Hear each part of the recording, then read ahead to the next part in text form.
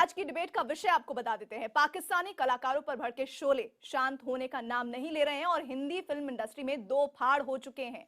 28 अक्टूबर को करण जौहर की फिल्म ए दिल है मुश्किल रिलीज होने वाली है और इसमें पाकिस्तानी कलाकार फवाद खान ने भी काम किया है। अब इसके रिलीज को लेकर जंग पुलिस के दरवाजे तक पहुंच गई है। इसी पर करेंगे चर्चा, लेकिन उससे पहले देखिए ये रिपोर्ट। पाकिस्तानी कलाकारों पर बटी फिल्म इंडस्ट्री, दुश्मन कलाकार से दोस्ती पर दरार, पाकिस्तानी कलाकारों पर चढ़ा सियासी पारा।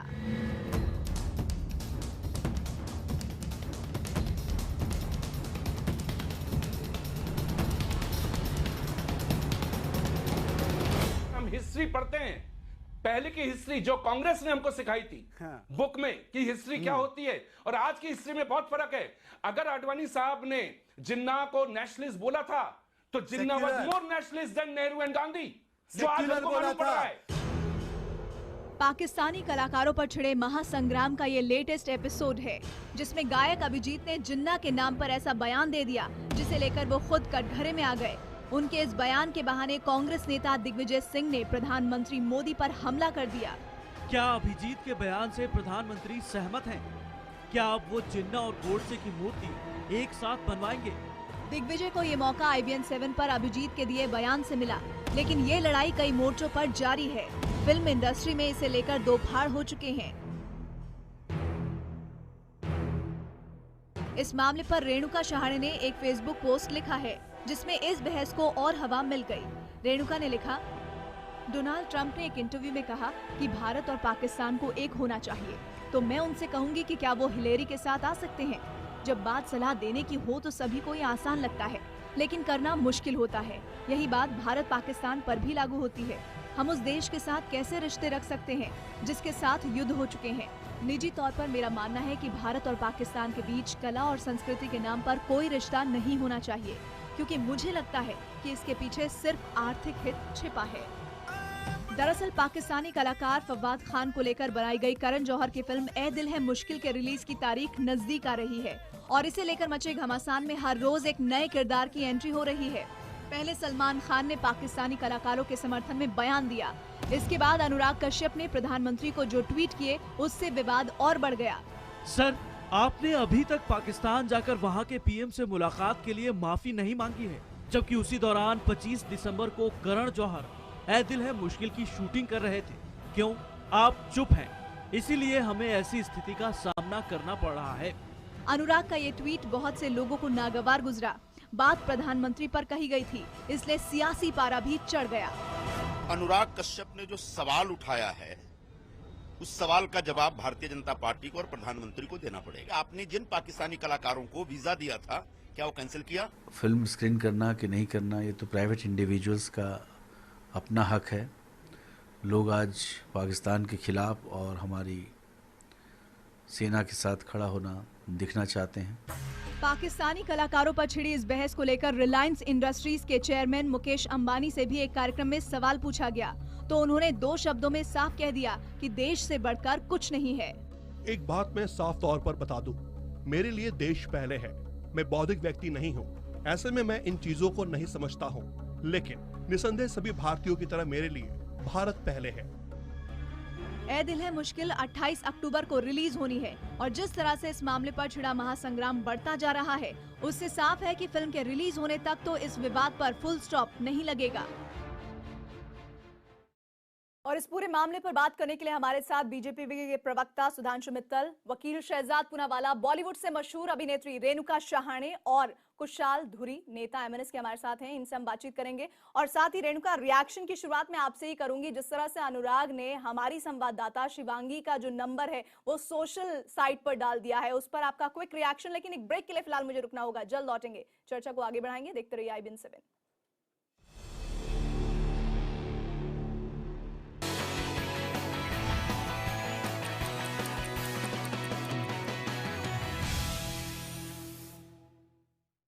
तो एक बार फिर से आपको बता दें, जिस बड़ी खबर का जिक्र हम कर रहे थे, प्रधानमंत्री मोदी को लेकर अनुराग कश्यप ने जो ट्वीट किया था, उसी को लेकर IBN 7 की रिपोर्टर शिवांगी ठाकुर ने उनसे कुछ सवाल करने की कोशिश की। व्हाट्सएप के जरिए उनका कॉन्वर्सेशन हुआ, लेकिन अनुराग कश्यप ने उस कॉन्वर्सेशन का स्क्रीनशॉट लेकर उसे सोशल मीडिया पर वायरल कर दिया है। अब शिवांगी ठाकुर को लगातार अननोन नंबर से कॉल्स आ रहे हैं, मैसेजेस आ रहे हैं, जिससे वो परेशान हो गई हैं। लेकिन एक बात जो साफ हम कर देना चाहते हैं अनुराग कश्यप को, कि उनके इस बर्ताव के लिए उन्हें सीधे तौर पर माफी मांगनी होगी। और इसी पर बातचीत करने के लिए हमारे साथ तमाम मेहमान भी मौजूद हैं। रेणुका शहाणे, ये उनका बर्ताव, जब उनसे जवाब मांगा जाता है तो वो भड़क जाते हैं। ये उनका इर्रिस्पॉन्सिबल खुद का व्यवहार लगता है, जिसको वो मीडिया का व्यवहार बताने की कोशिश कर रहे हैं।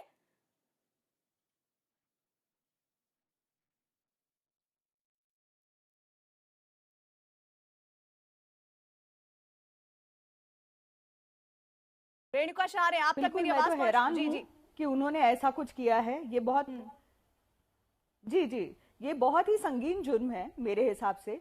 किसी भी महिला के ही नहीं, किसी भी व्यक्ति के साथ ऐसा नहीं होना चाहिए, खासकर महिलाओं के साथ नहीं होना चाहिए, क्योंकि उनकी जो प्रताड़ना होती है, लगातार फोन जो आते रहते हैं, अननोन कॉल्स आते रहते हैं, उसकी मतलब कोई सीमा ही नहीं है। तो ये मेरे हिसाब से तो संगीन जुर्म है, उनको ऐसा कुछ भी नहीं करना चाहिए था। इसका समर्थन तो कोई कर ही नहीं सकता, आप चाहे जितना भी गुस्से में क्यों ना हो या किस भी मूड में हो। लेकिन जो पत्रकार हैं, उन्होंने बहुत ही सिंपली ये सवाल पूछे थे, जो किसी भी प्रोफेशनल मीडिया हाउस के जो कर्मचारी हैं वो पूछते हैं आमतौर पर, वो उनका जॉब है। अगर आपको नहीं देना था इंटरव्यू तो आप साफ तौर से मना कर देते, लगातार मना कर देते। लेकिन ये जो फेसबुक पे किसी की प्राइवेसी की इस तरह से क्षति करनी, ये तो बिल्कुल सही बात नहीं है, इसका समर्थन किया ही नहीं जा सकता। शहजाद पूनावाला, अनुराग कश्यप ने ऐसा बर्ताव IBN 7 की रिपोर्टर के साथ क्यों किया? आपको क्या लगता है? आपको नहीं लगता कि उन्हें अपने इस बर्ताव के लिए माफी मांगनी चाहिए? देखिए, मैं अनुराग कश्यप का ना प्रवक्ता हूं, ना मैं उनके मनोस्थिति को जानता हूं, ना मुझे पता है कि उन्होंने जानबूझ के किया या गलती से किया। पर मैं ये ज़रूर कहूँगा कि जितना ही समर्थन मैंने उनके हक का किया था कल आप ही के चैनल पर बैठकर, कि उनके पास हक है प्रधानमंत्री से सवाल पूछने का, उसी शब्दों में और उसी तरीके से मैं इसकी भर्त्सना करता हूं कि एक पत्रकार के, और खास करके जैसे रेणुका जी ने बताया, एक महिला का नंबर सार्वजनिक करना, मुझे नहीं लगता ये अनुराग कश्यप जैसे सुलझे हुए व्यक्ति को कभी करना चाहिए था, ना मैं उसकी उम्मीद करता हूं। पर मैं आपसे 2 सवाल इसमें जोड़ देता हूं। जो लोग कल अनुराग कश्यप को आपके चैनल पर बैठे बैठे मार पीटने की बात कर रहे थे, जिसमें अभिजीत शामिल था, जो उसको देशद्रोही कह रहे थे, अलग अलग तरीके से उसको बातें सुना रहे थे, आप उसकी भी निंदा उन्हीं शब्दों में करेंगी?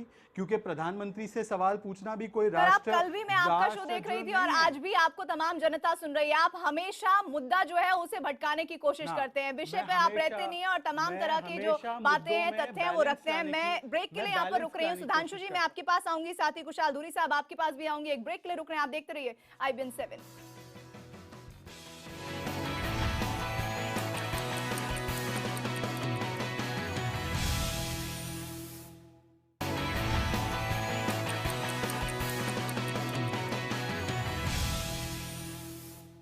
सुधांशु मित्तल, सीधे मैं आपके पास आऊंगी। सिर्फ सवालों से ही अनुराग कश्यप नहीं भाग रहे हैं, लेकिन जो तरीका उन्होंने अपनाया है वो बता रहा है कि उनका जो मानसिक स्तर है वो कितना नीचे जाता जा रहा है। मैं जो अनुराग कश्यप ने करा है उसकी भर्त्सना करता हूं।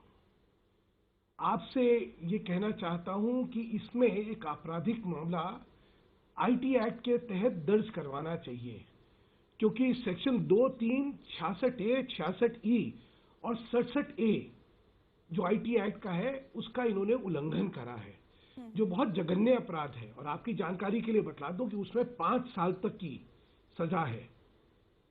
ये कोई छोटा अपराध नहीं, 5 साल तक की सजा है उस कानून के तहत। तो इतना गंभीर इन्होंने कानून का उल्लंघन करा है और इनके आचरण में जो संगीनता है, आपराधिक संगीनता है, उसके लिए इनके खिलाफ कार्रवाई होगी अगर आपकी तरफ से इसमें शिकायत करी जाती है, जो मुझे लगता है शिकायत करनी चाहिए। सुधांशु जी, लेकिन इस घबराहट की वजह क्या है? जब आप इतना बड़ा दमखम रखते हैं, आप प्रधानमंत्री को टैग करके अपनी बात रखते हैं और उनसे सवाल करते हैं, लेकिन ऐसा ही सवाल जब आपसे पूछा जाता है तो आप इस तरह की घिनौनी हरकत करते हैं। देखिए, अनुराग जी का आचरण और उनकी मानसिकता की विकृतता दोनों सबके सामने जग जाहिर है। मैं एक प्रश्न पूछना चाहता था। अनुराग जी ने प्रधानमंत्री को इसमें खींचने की कोशिश करी और ये सिर्फ एक बहुत हल्की लोकप्रियता या अपना हल्कापन दिखाने के लिए ताकि उसमें ये चर्चा का विषय बन सके, इसमें करी। क्या सरकार ने किसी फिल्म पे प्रतिबंध लगाया? नहीं लगाया। क्या प्रधानमंत्री ने किसी फिल्म के प्रतिबंध के बारे में अपनी तरफ से जिक्र करा? नहीं करा। क्या भाजपा ने किसी फिल्म के प्रतिबंध के बारे में कहा? नहीं कहा। तो जवाबदेही का जो उन्होंने माध्यम चुना प्रधानमंत्री को अपना निशाना बनाने का, उसका कारण क्या था? सिर्फ एक विकृत मानसिकता में सस्ती लोकप्रियता को हासिल करने की एक वो थी और उसी आचरण का प्रतिबिंब। सुधांशु जी, इस चर्चा में कुशाल धुरी को भी मैं शामिल करना चाहूंगी। कुशाल धुरी, ये दोहरा चेहरा नहीं दिख रहा है अनुराग कश्यप का? एक चेहरा जो हम उनके फिल्मों के जरिए समझते हैं एक सेंसिबल डायरेक्टर के तौर पर, और एक ये चेहरा कि IBN 7 की रिपोर्टर के साथ किस तरह का सलूक उन्होंने किया है। सबसे पहले तो मैं कहना चाहूंगा कि ये आदमी किसी तरीके से सेंसिबल है ही नहीं। इन्होंने एक स्त्री पत्रकार पे जिस तरीके से ये टीका की है एकदम निंदनीय है, जिन्हें सब जन इस चीज की निंदा कर रहे हैं। इनको ये जो अननेसेसरी ट्वीट कर और ये कर जो इनको फेम जानना है, ये इसमें कोई मतलब नहीं है। ये एकदम फेक है। ये आदमी अभी किसी भी दुनिया के किसी भी कोने में जाके सॉरी बोलेगा, इसका मतलब कोई नहीं है। इनको इनके एक्ट के तरह IT एक्ट के अंदर इनको बुक करना ही चाहिए। शहजाद पूनेवाला, लगातार हम इस बात को उठा रहे हैं कि अनुराग कश्यप को यहां पर माफी मांगनी चाहिए जो उन्होंने हरकत की है। सीधा सवाल यही जो लगातार हम चर्चा कर रहे हैं वो ये कि जब प्रधानमंत्री को आप कटघरे में खड़ा करने में जरा सा नहीं सोचते हैं तो और अपने बर्ताव पर आगे आप किस तरह का सलूक एक महिला रिपोर्टर के साथ कर रहे हैं, इस बात का भी ध्यान आपको बहुत संजीदगी से रखना चाहिए था। देखिए, अनुराग कश्यप को माफी मांगनी चाहिए नहीं मांगनी चाहिए ये आपका विशेष अधिकार है। आप चला सकते हैं कि उनको माफी मांगनी चाहिए। नहीं, आप एक नागरिक होने के तौर पर आप क्या कहेंगे? इस तरह की किसी महिला रिपोर्टर के साथ बर्ताव होता है तो क्या किसी पुरुष को माफी नहीं मांगनी चाहिए? वो डायरेक्टर है, ये बात बिल्कुल सही है। आप कह रहे हैं कि ये आपका विशेष अधिकार है। क्या एक नागरिक होने के नाते आपका कोई स्टैंड नहीं है इस पर? मोहतरमा, आप मुझ पे चिल्लाएं ना, मैं आपका मेहमान हूं, आप मुझ पे ना चिल्लाएं। चिल्ला नहीं रहे सर, आप बात गलत करेंगे तो बात तो उठानी पड़ेगी ना। आप मेरी बात सुन लीजिए, मैं भी आपका सम्मानित मेहमान हूं। आपने कल एक शो में किया था और सर आप कल के शो पे आ जा रहे हैं फिर। आज की बात कीजिए और उससे आगे बढ़िए। मैं नहीं बोलता हूं मोहतरमा, आप ही कराइए ये डिबेट। आप सुधांशु नहीं, आपसे जब सवाल ये पूछा जा रहा है क्या अनुराग कश्यप को माफी मांगनी चाहिए या नहीं, इस सवाल का जवाब दीजिए। ना भैया, आप हाँ दीजिए। कल की डिबेट का जिक्र मत कीजिए क्योंकि कल भी आपने अभिजीत को क्या कहा, अभिजीत ने आपसे कहा क्या कहा, मेरी बात पूरी होने देंगे आप? बोलिए। क्या इमरजेंसी है कि आप मुझे बताएंगे मैं क्या बोलूंगा? आप सुन लीजिए मेरी बात। अभिजीत जो जेल जा चुका है महिलाओं के साथ दुष्व्यवहार पे, उसको तो आप प्लेटफॉर्म देते हो यहाँ पे जिन्ना की तरफदारी करने के लिए, उससे तो माफी मंगवाते नहीं हो। आपको अनुराग कश्यप से मंगवाना है, मैं भी आपके साथ हूं, मंगवा लीजिए माफी। पर यह भी माफी मंगवाइए कि देश का प्रधानमंत्री इस देश की मीडिया को बाजारू कहा था, इस देश में एक मंत्री ने पूरी मीडिया को प्रेस्टिट्यूट कहा था। इनसे भी तो माफी मंगवाइए। जब हम कहते हैं दोनों से मंगवाइए, आप हमें कहते हैं कि ये गलत बात है। हम तो कहते हैं दोनों से, अनुराग कश्यप से पहले मंगवा लीजिए, मोदी जी से दूसरे नंबर पे मंगवा लीजिए, पर उनसे भी मंगवाइए। और जो बार बार सुधांशु बित्तल कह रहे हैं, सुधांशु जी ये पाकिस्तानी कलाकारों को, आप आर्टिस्टों को, नागरिकों को आज भी वीजा दे रहे हो। इनका आना जाना आपके हाथ में बंद करना आप कर क्यों नहीं देते? MFN स्टेटस बंद क्यों नहीं करते? आपने जो धंधा पानी चला रखा है, व्यापार चला रखा है, इसको बंद क्यों नहीं करते? सुधांशु जी से रिएक्शन आपकी बात पर। हाँ, मुझे पहली बात ये पूछना है कि जब आपने शहजाद पूनावाला को यहाँ बैठाया तो किस हैसियत से बैठाया है? वो कांग्रेस का दृष्टिकोण अपने अभिव्यक्ति में कर रहा है? सुधांशु जी, मेरी हैसियत और आपकी हैसियत में कोई फर्क नहीं है। मैं आपसे नहीं बोल रहा, मैं कम से कम ऑफिस बेरर हूं मेरी पार्टी का। शहजाद आप बीच में ना बोलिए, मैं आपसे बात देश के नागरिक की हैसियत से बैठा हूं। और सुधांशु जी, अरुण जेटली जी ने आपकी क्या हैसियत कर रखी है पार्टी में, हम भी जानते हैं। आप व्यक्तिगत ना होइए मेरे साथ। मैंने आपसे नहीं पूछा और आपको बीच में बोलने का हक नहीं है। आपने अपनी बात टिप्पणी करेंगे तो मैं भी अरुण जेटली का जिक्र करूंगा। मैं इससे बोल रहा हूँ कि ये वकील की तरह अगर बैठे तो मुझे इनसे बहस करने का कोई औचित्य नहीं है। और ये कांग्रेस के प्रवक्ता की तरह या कांग्रेस के दृष्टिकोण को अगर अभिव्यक्ति कर रहे हैं तो मैं उसमें मानसिकता की विकृति को सामने रखना चाहता हूं कि क्या सोच हो गई है यहाँ पे। एक व्यक्ति आपकी रिपोर्टर के साथ किस हद तक गिरावट कर सकता है उसकी तुलना ये किससे कर रहे हैं? ये कांग्रेस की सोच आपको खुद लगता है कि मुझे लगता है दिवालियेपन की एक सोच का प्रतिबिंब है। तो देश की मीडिया को यहाँ प्रेस्टिट्यूट कहना सही है? कोई भी व्यक्ति, देश की मीडिया को बाजारू कहना सही है? आपने थोड़ी सभ्यता तो रखिए, आप थोड़ी सभ्यता तो रखिए, थोड़ा शिष्टाचार। अगर बातचीत में शिष्टाचार में ना हो तो आपको जो है टीवी के डिबेट में नहीं बैठना चाहिए। आपने जब बोला किसी एक व्यक्ति ने बीच में बोला, लेकिन आप में शिष्टाचार इतना भी नहीं है कि अपनी बात कहने का आपको हक है, दूसरे को अपनी बात कहने का हक नहीं है। किस तरह की बात करते हैं आप भी? आप एक तरफ अशुद्धता की बात करते हैं, दूसरी तरफ किसी को सुनने को तैयार नहीं। ये कौन सा तरीका है? आपने बोला, मैं तो बीच में नहीं बोला, जब मैं बोल रहा हूं उसमें सुनने का हक दम रखिए। आपने हिम्मत है तो मेरी बात सुनिए, दूसरे की बात नहीं दबाइए। प्रश्न ये है कि आज इस दुराचरण, अनुराग का जो दुराचरण है, जो एक आपराधिक दुराचरण है, उस दुराचरण को भी दुराचरण कहने में देखिए कितनी झिझक चल रही है। और उसमें भी किंतु परंतु लगा के उसको लगाया जा रहा है कि पहले ये करवाइए या ये करिए या वो करिए। अरे आज एक व्यक्ति इतना कानून का उल्लंघन करके एक महिला को अपमानित कर रहा है और उस व्यक्ति की इस जघन्य अपराध को किसी भी चीज से जोड़े बिना ये कहने को तैयार नहीं हो रहे कि ये आदमी आपराधिक है अपने आचरण में। कोई ये कहने को तैयार नहीं कि इसको जो जाए जेल जाना पड़ेगा क्योंकि इसने आईटी एक्ट का उल्लंघन करा है। कोई ये नहीं कहने को तैयार है कि इसको खुलेआम माफी मांगनी चाहिए। कमाल के लोग हैं भाई। यहां पे देश को नैतिकता और देश को अभिव्यक्ति की आजादी सिखाने वाले लोग जब एक टीवी के जर्नलिस्ट पे इस तरह का हमला होता है तो आप उनके आचरण और उनके दोहरा आचरण देख लीजिए। उसके बचाव में लोग उतरे हुए। मुझे आज दुख हुआ, मुझे कांग्रेस के विचार और कांग्रेस की मानसिकता पे बहुत शर्म आई कि कम से कम सत्य जहां स्पष्ट है, जहां पे एक आपराधिक आचरण एक अनुराग जैसे व्यक्ति का है, उसको भी आपराधिक आचरण कहने में लोग झिझकाएं और लोग उसमें तरीके ढूंढने कि कैसे इसको कम कर दिया जाए। मैं ये नहीं कह रहा कि दुख और बहुत जो आप बात कह रहे हैं, जिसको सुधांशु जी भी उठा रहे हैं, जाहिर तौर पर जब आपसे सीधा सवाल किया जाए तो उम्मीद ये की जाती है कि आप सीधा जवाब दें, लेकिन जो रेफरेंसेस जोड़े जाते हैं तो ऐसे में आपकी मंशा पर सवाल उठते हैं। इस बात को समझना होगा आपको। आपको पूरा अधिकार है मेरी मंशा पे सवाल उठाने का। मैं कह रहा हूं अनुराग कश्यप पहले माफी मांगे, पर मैं ये कह रहा हूं कि माफी मांगने वाले, ये सर्टिफिकेट देने वाले लोग अपने दुराचार को देखे।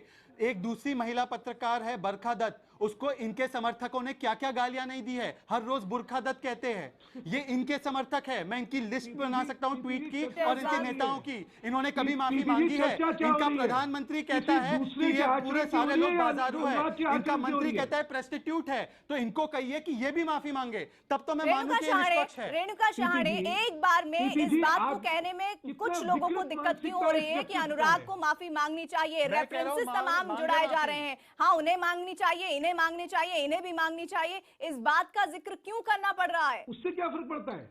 अरे उनको जब रेणुका शहाणे करा तो उसकी चर्चा हो गई। आज अनुराग सोच क्या बताती है? मुझसे सवाल पूछ हाँ, आपसे सवाल कर रही हूँ रेणुका। मैंने तो अपना स्टैंड क्लियर कर दिया था कि ये संगीन जुर्म है और अत्यंत निंदनीय है, तो इसका कोई मतलब उसमें बट तो लगना ही नहीं चाहिए। ये एक विषय है जिसके प्रति अपना जो भी समर्थन तो हो ही नहीं सकता। सभी ये मान रहे हैं कि संगीन जुर्म है, तो मेरा तो स्टैंड बिल्कुल क्लियर है इसके बारे में। नहीं, लेकिन जिस तरह से अभी शहजाद पूना वालों को आप सुन रही थी, उनकी सोच क्या बता रही है? आखिर उनको दूसरे रेफरेंसेस को क्यों लाना पड़ रहा है इस बातचीत में? मैं एक बात कहूं, आप जब भी किसी पॉलिटिशियंस को अपनी स्टूडियो में बुलाते हैं ना, तो आम नागरिक को बात करने का मौका नहीं मिलता। वो तू मैं शुरू हो जाती है और जो मेन मुद्दा है वो कहीं और रह जाता है। तो कृपा करके मुझे ऐसे स्टूडियो में मत बुलाइए जहां पर कांग्रेस वर्सेस बीजेपी। शहजाद सुन रहे हैं इस बात को। खुशहाल दूरी, आपको नहीं लगता मुझे बताइए कि बरखा दत्त की इज्जत शहजाद होने वाला आप तमाम तरह के रेफरेंसेस सर हमारी लगातार डिबेट्स में लेकर आते हैं, हमारी डिबेट को डिरेल करने की कोशिश करते हैं, लेकिन मैं आपको हमारी डिबेट को डिरेल नहीं करने दूंगी, ये स्पष्ट है। चाहे आप इसके लिए तमाम इल्जाम हमारे ऊपर लगाएं।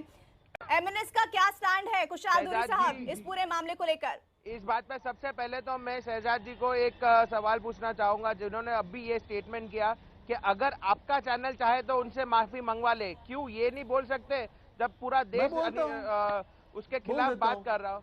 तो बोलिए, आप चैनल पे क्यों बोल रहे हैं? अरे ऐसे बोलने के बाद आपकी मानसिकता बताती है सर। अच्छा हाँ। ऐसा है कि गरीब, किसी का अरे बोलने सुनिए का ना, ये अंदर से आना चाहिए। एक सीट वाली पार्टी सुन लीजिए। आप जो लोगों को मारते पीटते हो, टैक्सी वालों को मारते पीटते हो, सुन लीजिए कान खोल के। अनुराग कश्यप, बात क्या है, सुनिए ना, विषय क्या है, आप बताइए नहीं, आप घुमा रहे हो। अरे गुंडाराज सुन लो, हर विषय को घुमा रहे हो। गुंडाराज ठाकरे सुन लो। अरे सुना, हम सुनने के लिए बैठे ही नहीं आपके। आप मैं कह रहा हूँ अनुराग कश्यप से, एक विनंती है मैं कि अनुराग आप कश्यप से कह रहा हूँ माफी मांग ले से हो, आप मैं अनुराग तरीके कश्यप से से बात कह रहा हूँ। कीजिए। आप मुझे यहाँ पर एक ब्रेक के लिए रुकना होगा, लेकिन शहजाद पुरेवाला, जिस बात को लगातार तमाम खास मेहमान और शायद दर्शक भी महसूस कर रहे हैं कि सीधे तौर पर अनुराग कश्यप को हमारी संवाददाता जिसके साथ उन्होंने बुरा बर्ताव किया है या फिर घिनौनी करतूत की है, उससे माफी मांगनी चाहिए। आपको ये कहने में हिचकिचाहट के साथ साथ दूसरे रेफरेंसेस क्यों देने पड़ रहे हैं, यही हमारा सवाल है। एक ब्रेक के लिए रुक रहे हैं, आप देखते रहिए IBN7।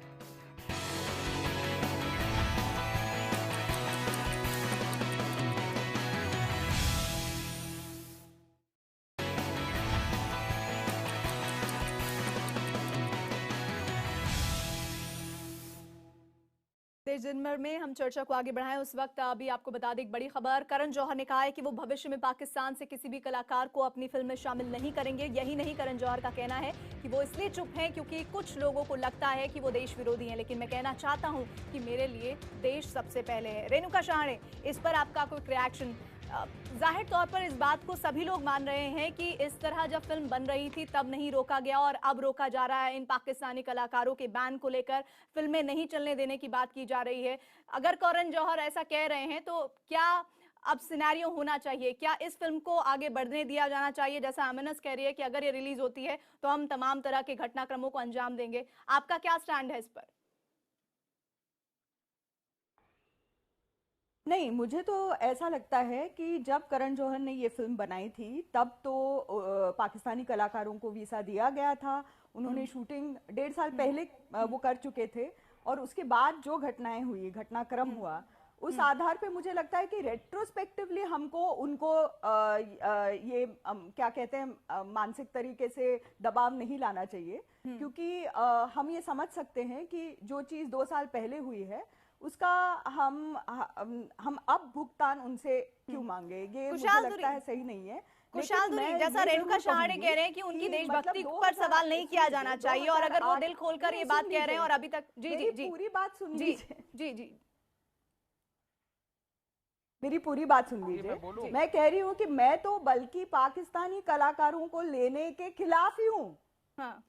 मैं तो मतलब 2008 में जब मुंबई में इतनी बड़ी घटना हुई उसके बाद से ही मुझे लगा कि पाकिस्तानी कलाकारों को बिल्कुल ना तो लाना चाहिए यहाँ। नहीं तो करण जौहर जो बात कह रहे हैं उसके बाद क्या लगता है कि उन्हें एक मौका देना चाहिए, उसके बाद वो भविष्य में नहीं काम करेंगे तो उनके फिल्मों को रोक को लेकर जो लगातार एमएनएस ने अभियान छेड़ा हुआ है उस पर क्या कहेंगी?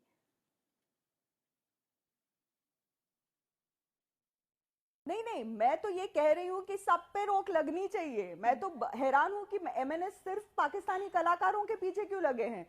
बहुत सारे ऐसे लोग हैं जो बिजनेस करते हैं हर रोज पाकिस्तान के रेणुका जी, मुझे आपको रोकना पड़ेगा। कुशाल दूरी, क्या माफ नहीं कर देना चाहिए एक फिल्म के बाद वो आगे अब कभी काम नहीं करेंगे? उनकी देशभक्ति पर शक नहीं किया जाना चाहिए? कुशाल दूरी जी, आगे का किसने देखा है क्या नहीं मालूम नहीं, कोई फ्यूचर प्रेडिक्ट नहीं कर सकता। हमारा जो स्टैंड है, ए दिल है मुश्किल में जब तक फवाद खान रहेगा हम इस मूवी को रिलीज होने नहीं देंगे। चलिए, बहुत बहुत शुक्रिया आप सभी खास मेहमानों का हमारे साथ जुड़ने के लिए। एक ब्रेक हम ले रहे हैं, आप देखते रहिए IBN7।